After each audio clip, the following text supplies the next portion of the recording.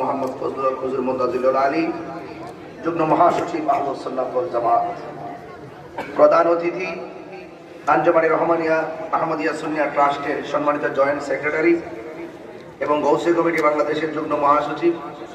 স্টেজে বসে আমি যার সাথে একটু আগে কথা বলেছি, তিনি দোয়া চেয়েছেন, আলহাজ মোহাম্মদ আব্দুল মালিক বুলবুল ভাই, এবং সভাপতি পত্র মাদ্রাসার পরিচালনা পরিষদের সভাপতি আলহাজ অধ্যাপক শাহজামাল তালুকদার সাহেব, এবং বক্তব্য রেখেছেন আমার অত্যন্ত প্রিয় ভাই জনাব এইচ.এম. আহসানুল্লাহ ভাই। আপনাদের কাছে দোয়া চেয়েছেন।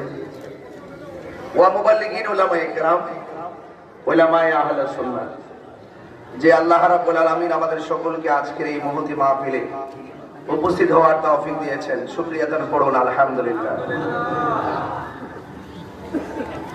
আমি স্টেজে আসার আগেও একটা কথা ব্যক্ত করেছেন, স্ত্রী আসার পরেও কিন্তু ব্যক্ত করেছি।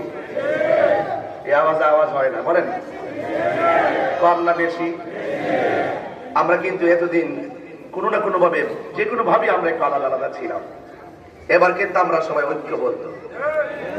আমরা একটু নিয়ত করি, আমরা কারোর কাছে যাওয়া লাগতো না।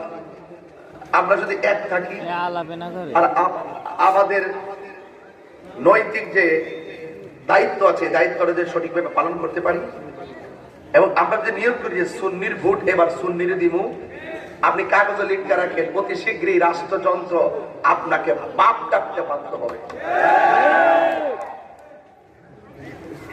এই কথাটা একটু করা কেন করলাম? করা বলছি এই জন্য, কিছু কিছু মানুষ রাস্তাঘাটকে গরম করার পরে মনে হয় যে এরাই রাষ্ট্রের ঠিকাদার, এদেরকে খুব গড়াই ধরে। আর আমরা যত খানকার মধ্যে দুর্বল আর ভদ্রভাবে বসে আছি, আমাদেরকে অনেকে দুর্বল মনে করেছে। এদের আমাদের সকলকে ঐক্যবদ্ধভাবে আমাদের সেই রাষ্ট্রযন্ত্রের ঘুম ভেঙে দিতে হবে। কথা বলে ঠিক যাবে? ঠিক রাজি আছে না নাই বলেন?